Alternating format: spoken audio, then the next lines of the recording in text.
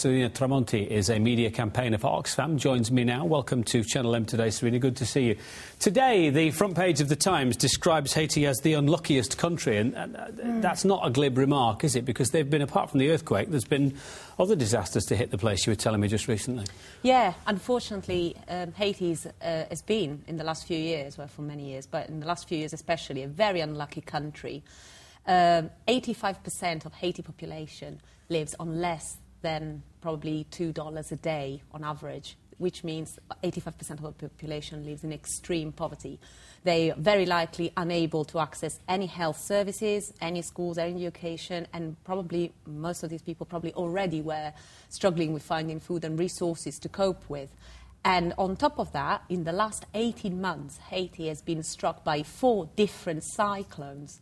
And this is because climate change is slowly hitting, and these cyclones were actually the mass poverty, 4 cyclones, and then one of the worst earthquakes in the country's history. Absolutely. Well, I would say in history, because I think the last earthquake that has hit Haiti was 200 years ago. And but unfortunately, there were other earthquakes in the area last year, and now this has come with unprecedented proportions. It did mean, though, that Oxfam already had workers on the ground there. I mean, I know you shouldn't say that as a positive, but if you're going to draw something from it, you already had workers there to help people after this, didn't you? Yeah, if we can look at the only positive in this situation, this is very much it. We had already quite a big team on site, 100 workers and 15 emergency experts who could deal with already the aftermath of the various cyclones that hit the population.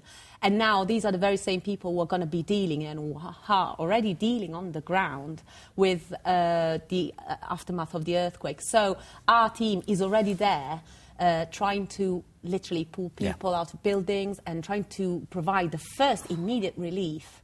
But in the next few hours, we're starting already really with our big operation when it comes to water and sanitation, because these are the 2 things that Oxfam is an expert in, and these are the 2 things that people will need in the next few hours. So we're talking about clean water, portable water tanks that will be taken to people and will be built with the help also of the volunteers and community who have been working with our workers there already for quite a few years. So we're not, detached from the community or the country. We've been there, in fact, for 30 years. It all needs funding, though, Serena, doesn't it? Money's got to come from somewhere, and it's got to come from the good people of Greater Manchester. Very much indeed. The people of Greater Manchester have been already so generous on many different occasions. I just remember the tsunami when I started getting involved with Oxfam, and the enormous amount of support that people gave us, which enabled us to come away, in fact, from Sri Lanka. We are leaving now there because we've completed the work. That's good news. And that is such an amazing achievement. We can do the same with Haiti, but we need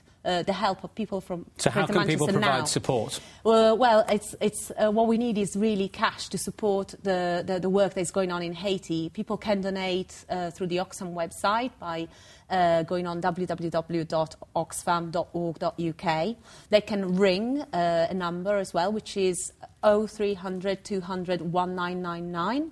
Otherwise, they can pop in any Oxfam shop, just your regular Oldham Oxfam shop. There's loads. There's lots all over Greater Manchester. So but don't bring blankets, you were telling me. It's cash that you need, not practical props, is it? Yeah, I mean, it's a difficult one, because people sometimes ask me, why can't I donate my extra blankets, my extra things? I've got them at home, I've got plenty.